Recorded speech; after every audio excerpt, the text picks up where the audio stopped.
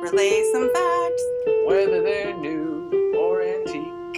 so just sit back and relax. It's time for What's Up This Week. Hello and welcome to What's Up This Week, your weekly dose of history, facts, and trivia from University Branch Library.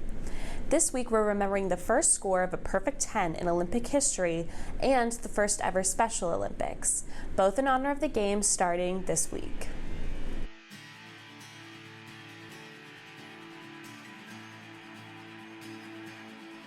On July 18, 1976, Romanian gymnast Nadia Comaneci became the first Olympian to earn a perfect score of 10 out of 10 at the Summer Olympics in Montreal for her performance on the uneven bars, and she went on to earn 6 more 10s in those games.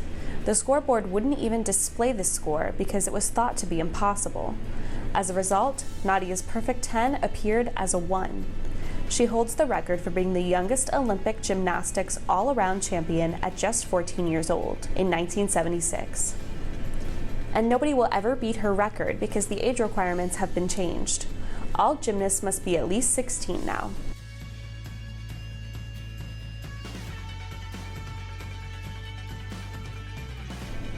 Our second notable date is July 20th, 1968. On this day, the very first Special Olympic Games were held in Chicago with approximately 1,000 athletes participating. In case you didn't know, the Special Olympics are Olympic Games for athletes with intellectual disabilities. The Special Olympics were founded by Eunice Kennedy Shriver, sister to President John F. Kennedy. As the president of the Joseph P. Kennedy Jr. Foundation, she championed research into the causes of intellectual disabilities and in finding more humane ways to treat them. She was no doubt inspired by her sister Rosemary, who was born with intellectual disabilities.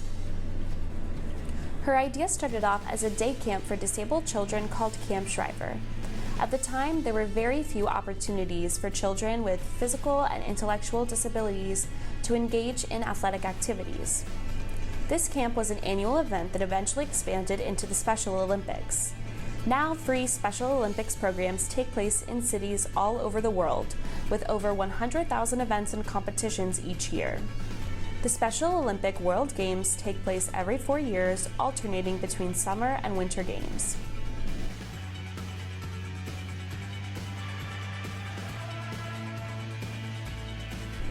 What a week for Olympic history! If you want to learn more about the Olympic Games, Nadia Comaneci, or Eunice Kennedy Shriver and the Special Olympics, you can check out any of these library items.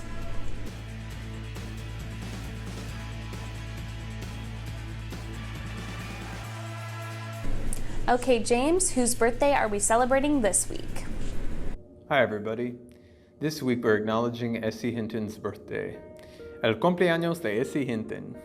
She was born Susan Eloise Hinton on July 22nd, 1948 in Tulsa, Oklahoma, where she also spent her childhood. She was rather productive in high school and penned her first novel titled The Outsiders. The book was published in 1967. The plot centers around 2 rival gangs. One of them is called the Socs, and they reside in a wealthy area of a town. The other gang is called the Greasers, and they reside in a less privileged area. At the time, the book was especially controversial for the way it depicted teenagers' relationships, social structures, and violence. In 1971, Hinton's next novel, titled That Was Then, This Is Now, was published. 4 years after, her book called Rumblefish was released, followed by her novel Tex, which came out in 1979. All 4 of these Oklahoma set stories are part of the young adult genre, which at the time was just beginning to gain ground. Additionally, all 4 of these books have been made into movies. In 2004, Hinton published an adult novel titled Hawks Harbor, which is a supernatural tale about a globe-trotting orphan and a vampire. But Essie Hinton's The Outsiders is easily her most popular and most read book, and is still a book that can be found on many U.S. high school curriculums.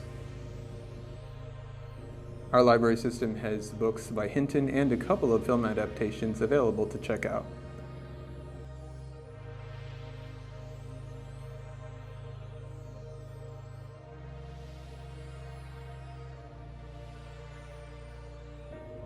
Okay, Megan, what is your segment about? Howdy, partners. This week's weird thing is that July 24th is National Day of the Cowboy, observed annually on the fourth Saturday in July. It's the perfect day to honor this iconic symbol of the American West. The cowboy tradition originated with the hacienda system in medieval Spain. As such, the word cowboy comes from the Spanish word vaquero, which refers to someone who manages cattle while riding a horse. Their primary responsibility involves herding cattle or other livestock, as well as performing other ranch-related duties. Ranching spread to the American Southwest by the early 1700s.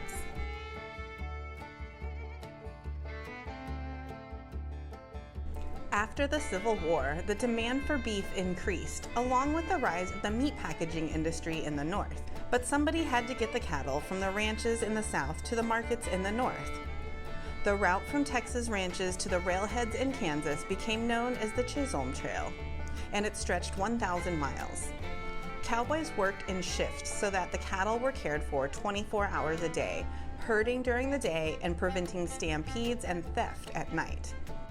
The days of cattle drives pretty much ended with the expansion of the railroads and the meat packaging industry into the South.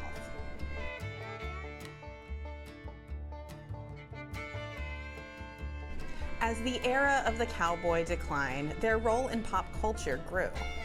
Movies, novels, and Wild West shows in the 19th and 20th centuries romanticized cowboys, though they were stereotyped as both positive and negative figures at times. One aspect of cowboy culture that still lives on today is rodeos. Cowboys have been competing at activities like bull riding, calf roping, steer wrestling, bareback bronco riding, and barrel racing since 1888, when it is thought that the first professional rodeo took place.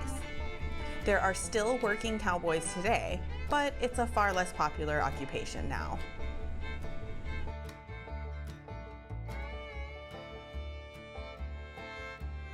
To celebrate National Day of the Cowboy, you can read a Western novel or watch a Western movie. You can learn about the history of cowboys and rodeos, or you can kick back and relax to some country Western music. No matter how you choose to celebrate, Fort Bend County Libraries is sure to have something for you to check out.